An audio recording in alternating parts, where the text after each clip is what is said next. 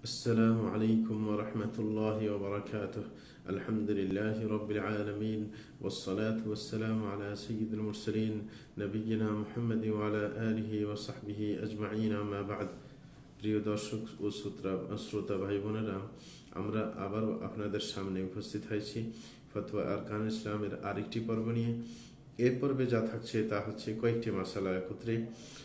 যে জনক ব্যক্তি শেখ মোহাম্মদ বিন সালেহ আল উসাইমিন রাহিমাহুল্লাহকে জিজ্ঞাসা করেছেন যে আল্লাহ ছাড়া কারোর জন্য যদি কোনো পশু জবাই করা হয় সেটার বিধান কি, এবং সেই পশু জবাই করার পর সেই পশু থেকে কোনো কিছু খাওয়া যাবে কিনা, ওই পশুর গোশত খাওয়া যাবে কিনা। একটা মশলা, তিনটা মশলা বলবো, এটার আগে ব্যাখ্যা দিয়ে নেই। এই প্রশ্ন যখন তাকে জিজ্ঞাসা করা হয়েছে তখন তিনি এর উত্তরে বলেন যে আল্লাহ ছাড়া কারোর জন্য কোনো পশু জবাই করা সেটা হচ্ছে বড় শিরক। কারণ জবাই করাটা ইবাদত। কারণ আল্লাহ শানু এটার অর্ডার করেছেন কোরআনের মধ্যে সূরা কাউসারের 2 নম্বর আয়াতে আল্লাহ বলেন ফাসাল্লি লিরাব্বিকা ওয়ানহার, যে হে রাসূল আপনি আপনার প্রতিপালকের জন্য সালাত আদায় করুন এবং কোরবানি করুন, জবাই করুন। তাইলে জবাই করতে যখন আদেশ করেছে তখন এটা ইবাদতের অধীন হয়ে গেছে। এরকম ভাবে আল্লাহ শানু সূরা আনআম 162 থেকে 63 নম্বর আয়াতে বলেন قل إن صلاتي ونسكي ومحياي ومماتي لله رب العالمين لا شريك له وبذلك أمرت وأنا أول المسلمين। আল্লাহ জান বলেন, হে রাসূল আপনি বলে দিন যে আমার সালাত এবং আমার কুরবানি এবং আমার জীবন এবং আমার মৃত্যু সবই আল্লাহর জন্য, যিনি সর্বজগতের প্রতিপালক, তার কোনো শরীক নেই। এই কাজের আমাকে আদেশ করা হয়েছে এবং আমি সর্বপ্রথম সেটাকে মান্যকারী। এইখানে আল্লাহ রসুল আকরম সাল্লাল্লাহু আলাইহি ওয়াসাল্লামকে আদেশ করেছেন এই জবাইয়ের ব্যাপারে, কোরবানির ব্যাপারে। সুতরাং এখানেও যখন আদেশ করেছেন, আদেশের অধীনে চলে যাওয়ার কারণে সেটা ইবাদত হয়ে গেছে। সুতরাং কেউ যদি আল্লাহ ছাড়া অন্য কারোর জন্য কোনো পশু জবাই করে সে বড় মুশরিক হয়ে যাবে, সে ইসলাম থেকে বের হয়ে যাবে। চাই সেই জবাইটা ফেরেশতার জন্য হোক, অথবা কোনো রসুলের জন্য হোক, অথবা কোনো নবীর জন্য হোক, অথবা কোনো খোলাফায়ে রাশিদিনদের কারোর জন্য হোক, অথবা কোনো ওলির জন্য হোক, অথবা কোনো আলেমের জন্য হোক, যার জন্যই হোক না কেন সবই আল্লাহর সাথে শিরিক করা শামিল, এবং এটার কারণে সে ইসলাম থেকে বেরিয়ে পড়বে। সুতরাং একজন ব্যক্তির অবশ্যই খেয়াল করা দরকার, আল্লাহকে ভয় করা দরকার তার নিজের ব্যাপারে, যে এমন সে করবে না, নিজকে শিরিকের মধ্যে ডুবিয়ে রাখবে না। কারণ শিরিক করলে তাকে পরকালে আল্লাহর ক্ষমা থেকে বাইরে থাকতে হবে। কারণ আল্লাহ নিজেই বলেছেন যে ইন্নাহু মান ইউশরিক বিল্লাহ ফাকাদ হারামাল্লাহু আলাইহিল জান্নাহ ওয়া মাওয়াহুন নার ওয়া মা লিয-যালিমিন মিন আনসার।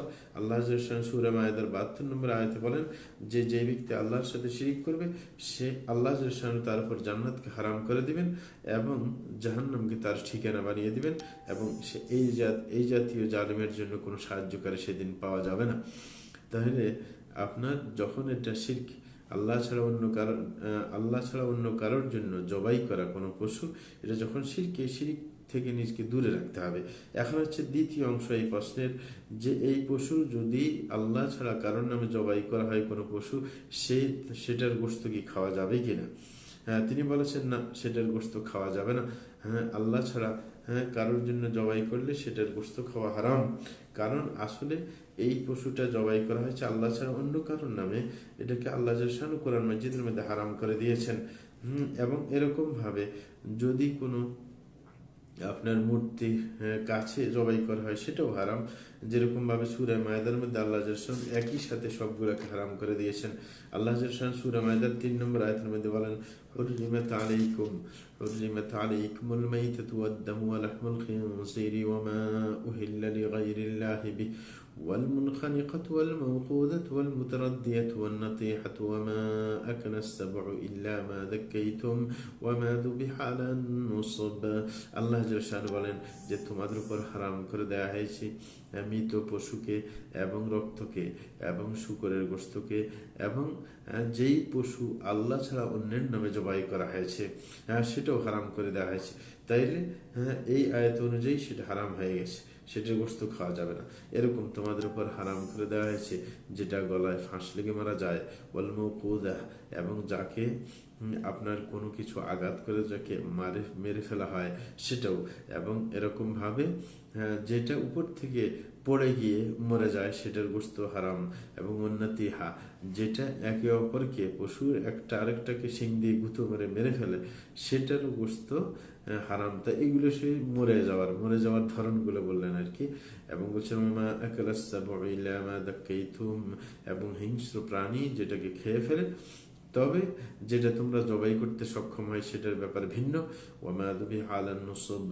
এবং যা জবাই করা হয় সেই কি মূর্তির সামনে, মূর্তির এলাকায় যেটা জবাই করা হবে সেটাও অবশ্যই হারাম। তাইলে এই জাতীয় যতগুলো জবাই সবগুলো কিন্তু আল্লাহ ছাড়া অন্যের জন্য জবাই করা হয়েছে, এই কারণে সেটাকে হারাম করে দেওয়া হয়েছে। তাইলে মশলাটা ভালো করে বুঝে আসলো। একটা হচ্ছে জবাই করা, সেটা তো শিরকে আকবর, এবং জবাইকৃত পশুর গোশত খাওয়া হয়েছে হারাম।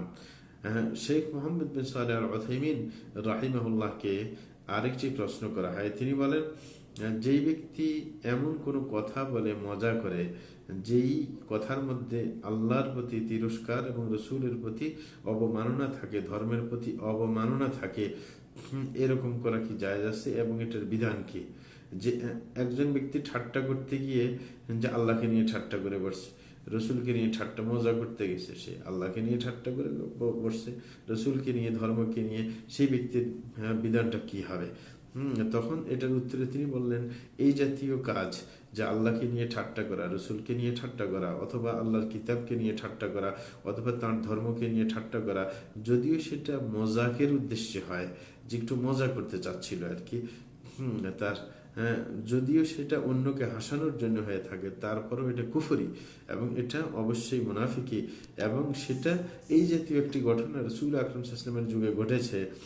যারা বলেছিল, রাসূল আকরাম সাল্লাল্লাহু আলাইহি ওয়াসাল্লামের যুগে কারি সাহেবানদের সম্পর্কে বলছিল, মা রাআইনা মিথলা কুররাইনা হাউলাই আরগাবা বুতুনা ওয়ালা আকযাবা আলসুনা ওয়ালা আজবানা ইনদাল লিকা। তারা কারি সাহেবদের সম্পর্কে বলেছিল যে এদের মতো পেট ভরে খাওয়া মানুষ আর দেখতে পাইনি, এবং এরা মিথ্যুক, এদের মতো মিথ্যুক দেখতে পাইনি, এদের মতো যুদ্ধক্ষেত্রে গেলে কাপুর সুদা দেখানোর মতো আর কাউকে দেখতে পাই নাই। এরা উদ্দেশ্য করছিল রসুলকে এবং রসুলের কারি সাহাবাদেরকে। তখন আল্লাহ জাশানু এদের সম্পর্কে কোরআন আয়াত নাজিল করেছিলেন। বললেন কি সূরা তাওবার 65 নম্বর আয়াতে, ওয়ালা ইন সাআলতাহুম লায়াকুলুন্না ইন্নামা কুন্না নাখুদু ওয়া নালআব। আল্লাহ বলেছেন, আপনি যদি তাদেরকে জিজ্ঞাসা করেন যে তোমরা এরকম কেন বলেছিলে, তখন তারা বলবে ইন্নামা কুন্না নাখুদু ওয়া নালআব, বলে যে আমরা উদ্দেশ্য প্রণোদিত হয়ে করে নেই, বরং এটা আমাদের উদ্দেশ্য একটু তামাশা করা, একটু হাসি ঠাট্টা করা। কারণ পথের যে ক্লান্তি দূর করার জন্য কিছু তো বলতে হয়। এটা আল্লাহ কিন্তু আগেই জানিয়ে দিয়েছেন ওরা আসার আগে। যখন তারা রসুল আকরাম সাল্লাল্লাহু আলাইহি ওয়াসাল্লামের কাছে আসলো একই কথা বলছে। তারা বলল, ইন্নামা কুন্না নাতাহাদ্দাসু হাদীসার রাকবি নাকতাউ বিহি আনা তারিক, বলে যে আমরা আসলে এই কথাগুলো এই জন্য বলছি পথের ক্লান্তি দূর করার জন্য, আসলে কোনো সত্যিকার আকারে বলা উদ্দেশ্য ছিল না। তখন রসুল আকরাম সাল্লাল্লাহু আলাইহি ওয়াসাল্লাম তাদেরকে বলেছিলেন, আল্লাহ যেই কথা নাজিল করেছেন সেটাই বললেন। সূরা তাওবার 65 থেকে 66 নম্বর আয়াতে আল্লাহ বলেন, আবিল্লাহি ওয়া আয়াতিহি ওয়া রাসূলিহি কুনতুম তাস্তাহজিউন লা তা'তাযিরু ক্বাদ কাফারতুম বা'দা ঈমানিকুম, যে তোমরা কি আল্লাহর সাথে ঠাট্টা করছো, তোমরা কি তার আয়াতের সাথে ঠাট্টা করছো, তোমরা কি তার রাসূলের সাথে ঠাট্টা করছো, না তোমাদের কোনো কৈফিয়ত গ্রহণযোগ্য হবে না, তোমরা ঈমান আনার পর তোমরা কাফের হয়ে গেছো। তাইলে তাদেরকে পরিষ্কারভাবে কাফের ঘোষণা দিলেন। অথচ তারা বলছিল একটু ঠাট্টার উদ্দেশ্যে, আমরা একটু মজা করার জন্য, একটু পথের ক্লান্তি দূর করার জন্য বলেছিলাম, কিন্তু আল্লাহ ছাড় দেননি। কারণ কি? কারণ আপনার রুবুবিয়তের যে দিকটা, রিসালাতের দিকটা, আল্লাহ হচ্ছে আমাদের রব এবং রসুল আমাদের রসুল, এবং ওহির দিকটা, ধর্মের দিকটা, এই সমস্ত দিকগুলো কিন্তু সম্মানজনক দিক।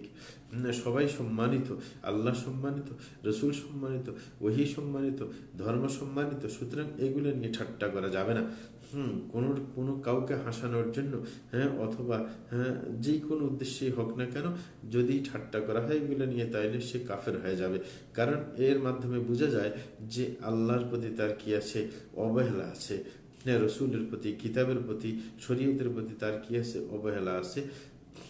এবং এরকম ভাবে যেই ব্যক্তি এই কাজ কোনো হঠাৎ করে না জেনে শুনে করে ফেলে, তার করণীয় হচ্ছে সে আল্লাহর কাছে তওবা করে নেবে, যেন সে আপনার এই কুফরি থেকে মুক্তি পায়। কারণ হচ্ছে এটা মুনাফিকের একটা বিশেষ আলামত। আল্লাহর কাছে তওবা করলে, আল্লাহর কাছে সত্যিকার অর্থে ক্ষমা চাইলে এবং নিজের যে সামনের জন্য সঠিক হয়ে গেলে ইনশাআল্লাহ আল্লাহ ক্ষমা করে দেবেন, এতে কোনো সন্দেহ নেই। আরেকটা মশলা বলে আমরা শেষ করতে যাব। শেখ ওসাইমিন রাহিমাহুল্লাহকে, মোহাম্মদ সালেহ আল উসাইমিন রাহিমাহুল্লাহকে জিজ্ঞাসা করা হলো যে কবরবাসীর কাছে দোয়া করার বিধান কি? কবরবাসীর কাছে দোয়া করার বিধান কি? আমাদের দেশে কিন্তু অনেক কবরস্থ বুজুর্গদের কাছে মানুষের দোয়া করে, সুতরাং এটার বিধান জানা দরকার। তাদের কাছে দোয়া করে, তাদেরকে আহ্বান করে, এটার বিধান কি? তখন শেখ মোহাম্মদ বিন সালেহ আল উসাইমিন রাহিমাহুল্লাহ এটার উত্তরে বলেছেন যে দোয়া করা দুই ভাগে বিভক্ত, মানে দোয়াটা এক ধরনের না, দুই ধরনের। একটা হচ্ছে দোয়া এবাদত, এবাদতটাই দোয়া, যেমন সালাত আদায় করা, সওম পালন করা এবং এই জাতীয় যত কিছু এবাদত আছে সবগুলোই দোয়া। কেন দোয়া? কারণ একজন ব্যক্তি যদি সালাত আদায় করে, সে যদি রোজা রাখে, সে তখন সে বুঝে যায়, সে নিজের অবস্থা দৃষ্টি বুঝতে চাচ্ছে যে সে আল্লাহর কাছে চায় যে আল্লাহ যেন এগুলোর মাধ্যমে তাকে ক্ষমা করে দেয় এবং তাকে তার শাস্তি থেকে রক্ষা করেন এবং তাকে যেন আপনার আল্লাহর রহমত বর্ষণ করেন। এটাই তার উদ্দেশ্য হয়ে থাকে। এই কারণে ইবাদতকেও দোয়া বলা হয়। আল্লাহ জাল্লাহু কুরআন মাজিদের সূরা গাফিরের 60 নম্বর আয়াতে বলেন, ওয়াকালা রাব্বুকুম উদউনি আস্তাজিব লাকুম ইন্নাল্লাযীনা ইস্তাকবিরুনা আন ইবাদাতি সাইয়াদখুলুনা জাহান্নামা দাখিরিন। আল্লাহ জাল্লাহু বলছেন যে তোমাদের প্রতিপালক বলছেন যে আমাকে ডাকো, আমি তোমাদের ডাকে সাড়া দেব। যারা আমার ইবাদত থেকে মুখ ফিরিয়ে নিয়ে, অহংকার বশত মুখ ফিরিয়ে নেয়, বলে যে তারা অবশ্যই জাহান্নামে লাঞ্ছিত হয়ে প্রবেশ করবে। তাইলে এইখানে এবাদত বলা হয়েছে, দোয়ার কথা উল্লেখ করে এবাদত শব্দ বলা হয়েছে, দোয়াকে এবাদত বলে আখ্যায়িত করেছেন। তাইলে দোয়াটা কি? আপনার ইবাদত। দোয়াটা হলো ইবাদত। এই আয়াত দ্বারা আমরা বুঝতে পেরেছি। সুতরাং যে ব্যক্তি এই ইবাদতকে আল্লাহ ছাড়া অন্যের জন্য ব্যয় করে, সে অবশ্যই কাফের হয়ে যাবে, এতে কোনো সন্দেহ নেই। সুতরাং কেউ যদি রুকু করে, সেজদা করে অন্য কোনো জিনিসের সামনে, সেটাকে সম্মান করে, তাইলে সে অবশ্যই মুশরিক হয়ে যাবে। এই কারণে রাসূল আকরাম সাল্লাল্লাহু আলাইহি ওয়াসাল্লাম আপনার কারোর সাথে সাক্ষাতের সময় ঝুঁকতে নিষেধ করেছেন, কারণ এই ঝুঁকা শিরকের একটা উপায়, শিরকের একটা মাধ্যম। এরকম ভাবে রাসূল আকরাম সাল্লাল্লাহু আলাইহি ওয়াসাল্লামকে যখন জিজ্ঞাসা করা হয়েছিল যে কোনো ব্যক্তি কারোর সাথে সাক্ষাৎ করলে সে কি তার সামনে ঝুঁকে যাবে একটু, রাসূল বললেন না, ঝুঁকতে পারবে না। কিন্তু বর্তমান যুগে দেখা যায় কেউ কাউকে সালাম দিতে গেলে তার সামনে ঝুঁকে যায়। না, এটা নিষেধ, এটা করা যাবে না। তাই না, আমরা প্রথম বললাম যে তিনি বলছিলেন যে দোয়া দুই প্রকার, তার মধ্যে প্রথমটা হচ্ছে দোয়া ইবাদতকেও বোঝানো হয়, যেটা তিনি দলিল দিয়ে বুঝাইলেন। দ্বিতীয় প্রকার হচ্ছে যে চাওয়া সম্পর্কিত দোয়া, মানে চাওয়া, চাওয়া, যে আপনি কিছু চাইলেন আল্লাহর কাছে, এটা কিন্তু একবারে সাথে সাথে শিরিক হয় না। কারোর কাছে কিছু চাইলে যে শিরিক হয়ে যাবে আল্লাহকে বাদ দিয়ে, না, এটা শিরিক হয় না। এটা আবার দুই প্রকার, সেটাও মানতে হবে। যে এক নম্বর হচ্ছে যার কাছে চাইছেন সে যদি জীবিত হয় এবং আপনি যা চাচ্ছেন তা দিতে যদি সক্ষম হয়, তাইলে তার কাছে তার সাধ্যের অধীনের কোনো কিছু চাওয়া, সেটা কখনো শিরিক হবে না। যেমন একজন জীবিত মানুষ, তাকে বললেন আপনার সামনে, তাকে বললেন আমাকে একটু পানি দাও, এবং সে পানি দিতে সক্ষম, তাইলে এটা কখনো শিরিক হবে না। রাসূল বলেছেন মান দাআকুম ফাজিবু, কেউ যদি তোমাকে কোনো কাজের জন্য ডাকে, তাহলে তার ডাকে সাড়া দাও। সুতরাং এরকম যদি কেউ করতে পারে আরেকজনের ফায়দা, তাহলে এটা কোনো সমস্যার কিছু নয়, এটা জায়েজ রয়েছে। এরকম ভাবে আল্লাহ জাল্লাহু আরেক আয়াতের মধ্যে বলেন, সূরা নিসার 8 নম্বর আয়াতে, ওয়াইদা হাদারাল কিসমাতা উলুল কুরবা ওয়াল ইয়াতামা ওয়াল মাসাকিন ফারযুকুহুম মিন। আল্লাহ বলেন যখন তোমাদের ভাগ বন্টনের সময় তোমাদের আত্মীয় স্বজন ইয়েতিম মিসকিন আসে, তখন তাদেরকে কিছু দিয়ে দিবে, মানে তারা কিছু নেওয়ার জন্য আসছে, হাত দেওয়া সম্ভব। এই কারণে এই আপনার তাদের যে নেওয়ার জন্য আসা আর এদের দেওয়া, এতে কোনো সমস্যা নেই, কারণ এটা পারতেছে। তাইলে একজন ফকির যদি তার হাত বাড়িয়ে দেয় এবং আপনার দিকে, এবং সে বলে যে আমাকে কিছু দেন, তাইলে আপনি যদি দেন, এতে কোনো ওই ফকিরের কোনো ঈমান নষ্ট হয়ে যাবে না, এটা জায়েজ, এতে কোনো সন্দেহ নেই। কিন্তু দ্বিতীয় পর্যায়ের যেটা, যেটা আসলে প্রশ্নকর্তার উদ্দেশ্য, সেটা হচ্ছে যে আপনি এমন একজনকে ডাকলেন যিনি মরে গেছে, সুতরাং তাকে ডাকলে সে তো কিছুই করতে পারবে না আপনার, সুতরাং এটা শিরকে আকবর হবে এবং ইসলাম থেকে সেই লোকটাকে বের করে দেবে। অথচ দুঃখের সাথে বলতে হয় যে আমাদের দেশে এবং অনেক রাষ্ট্রে, মুসলিম রাষ্ট্রে এমন লোককে পাওয়া যায় যারা বিশ্বাস করে যে কবর সাহিত্যে যে বুজুর্গ আছে, যে এখন একবারে কি হয়ে গেছে, হয়তোবা তার শরীর শেষ হয়ে গেছে, মনে করে যে সে কোনো লাভ আর ক্ষতি করতে পারে, অথবা কাউকে বাচ্চা দিতে পারে, এরকম অনেক কিছু মনে করা হয়। অথচ এটা শিরকে আকবর, এটা ইসলাম থেকে মানুষকে বের করে দেওয়া হয়। আর এই জাতীয় যে অপরাধ, যে আপনি মৃত ব্যক্তির কাছে সন্তান চাওয়া, কোনো লাভের ব্যাপার চাওয়া, এটা শিরকে আকবর। এটাকে চলতে দেওয়া আপনার মারাত্মক, আপনার কোনো বেবিচারকে, সমকামিতাকে, মদ্যপানকে চলতে দেওয়া যে অপরাধ, তার চাইতে বড় অপরাধ হচ্ছে কুফরিকে, শিরিককে চলতে দেওয়া। এটা ভয়ঙ্কর ব্যাপার, কারণ আপনি কুফরের উপর তাকে চলতে দিচ্ছেন। সুতরাং কারোর কখনো ঠিক হবে না যে কাউ যদি নিজের আত্মীয় স্বজন পরিচিতির মধ্যে কাউকে দেখে যে সে এরকম ভাবে মৃত ব্যক্তির কাছ থেকে কিছু চাচ্ছে, তাকে যথাসাধ্য বুঝাতে হবে। এবং প্রশাসনের দায়িত্ব পড়ে, মুসলিম প্রশাসনের, যে তার জনগণকে এরকম ভাবে শিরিক থেকে দূরে রাখবে। না হলে তো তাকে জাহান্নামে যেতে হবে, এটা তাদের দায়িত্বের অধীনে পড়ে। তাইলে আমরা এই পর্বের মধ্যে 3টি মাসের উত্তর জানতে পারলাম। আল্লাহ আমাদেরকে সঠিক পথে চলার তৌফিক দান করুন এবং আমাদেরকে জান্নাত হিসেবে গ্রহণ করুন এবং আমাদেরকে নেককারদের মধ্যে সামিল করুন, সেটার আবেদন রেখে আল্লাহর কাছে দোয়া করে ফরিয়াদ করে এখানেই শেষ করছি। ওয়া সাল্লাল্লাহু আলা নবিয়িনা মুহাম্মদ ওয়া আলা আলিহি ওয়া সাহবিহি আজমাইন।